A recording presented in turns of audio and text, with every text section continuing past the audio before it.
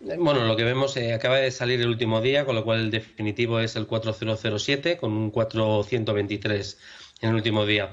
Eh, el Euribor a 12 meses, como su propio nombre indica, es lo que prevén los bancos que van a prestar dentro de 12 meses, con lo cual puede ir inferior a las subidas de tipo de interés si se piensa que se va a bajar, ¿no? El problema que hemos visto es que las declaraciones que ha dado el BCE, cuando se anticipaba que era la penúltima subida, pues hacen creer que puede haber, en vez de una subida más, incluso dos o tres más, ¿no? Lo que hace es que el escenario lo mueve un poco. Sí que vemos que las subidas son. Este mes ha sido un poquito más elevada que los anteriores, pero su pendiente es menor. Lo habéis puesto muy bien en el gráfico que en el año anterior. Y lo normal es que quizá, si pensábamos que en otoño empezara a descender, pues ese descenso lo veamos más en noviembre, diciembre, y que lleguemos este verano en vez del 4% actual al 4,2%, ¿no? Es lo que prevemos, lo que hay. Pero bueno, el problema es que a la subida de ahora, los que revisaron una hipoteca media hace un año ya habían visto cómo su cuota subía a 70 euros, ¿no? Entonces lo que vamos a ver es que se van a ir consolidando subidas y se van a ir incrementando. Yo sigo siendo un poco optimista, retrasando un poco las previsiones, y esperamos que en invierno empezara a bajarlo y en primavera del próximo año notar en las hipotecas, porque que bajen los tipos no significa que automáticamente veamos hipotecas un poquito más bajas. De todas formas, hemos ido hablando a lo largo del programa y es verdad que de sucesivos programas me refiero, que dábamos ya como por casi concluidas esos anuncios de subidas de tipos de interés por parte del Banco Central Europeo, pero siguen y siguen y va a ser ya a las puertas del verano, pero luego después del verano eh, tiene que tener un fin.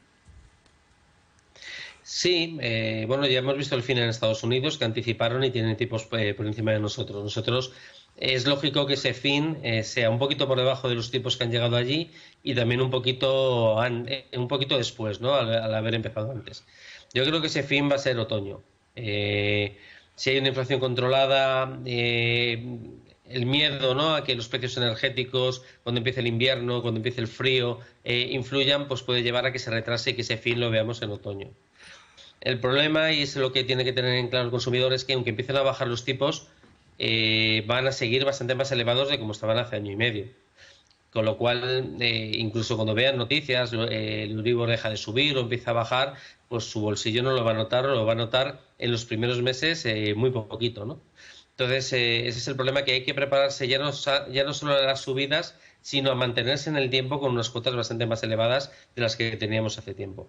Bueno, y de momento quiero decir, se está subiendo, porque lo venimos contando, 200 euros más, 300 euros más, 400 euros más al mes, pero las familias siguen pagándolo, se está resistiendo, quiero decir, este empellón, no, esta acometida por parte del Banco Central Europeo.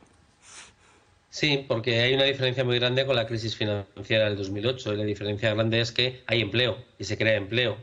Podrá ser no todo lo estable y a veces no todo en salarios tan elevados como debería, pero mientras exista empleo, culturalmente, pues buscaremos otras alternativas, nos apretaremos, pero la hipoteca o el alquiler es de las pocas cosas que se dejan de pagar, ¿no? Y los que se dejan de pagar ya son situaciones muy extremas. Entonces eso nos hace ser más optimistas en lo que es el efecto económico global, y que la morosidad, que es cierto que está subiendo, pues esté subiendo de una forma bastante controlada, porque estamos pensando que con este Euribor son subidas en 18 meses de 4,5 puntos. Es una subida enorme, ¿no?, lo que llevamos acumulado, y aún así la morosidad más o menos está manteniéndose.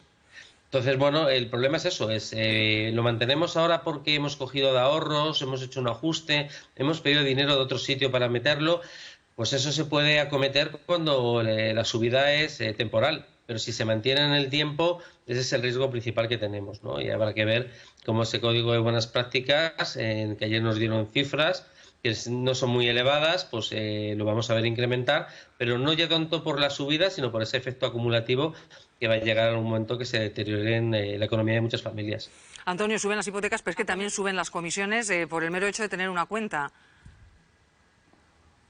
Sí, es algo que nosotros llevamos analizando unos años, y que bueno, vemos que bueno, cuando los tipos eran bajos y los bancos pues se quejaban de que su margen de intermediación apenas subía y que tenían que ganar dinero por las comisiones, pues ahora que los tipos suben y que vamos a ver unos resultados extraordinariamente buenos en el mes de julio, ya lo anticipamos, cuando veamos pues, dentro de 15, 20 días veamos la presentación, van a ser muy buenos porque han incrementado mucho, porque no están remunerando el ahorro apenas y sí están cobrando por la financiación, pues vemos que las comisiones siguen subiendo. Y además siguen subiendo las comisiones que son más básicas, las que te dan entrada en esta digitalización que a veces es bastante forzosa para los clientes, ¿no? Como son la cuenta y la tarjeta de débito, que son las que más suben. Otras, afortunadamente, empiezan a bajar un poco, como son las comisiones por descubierto, pero al final vemos que las esenciales son las que suben.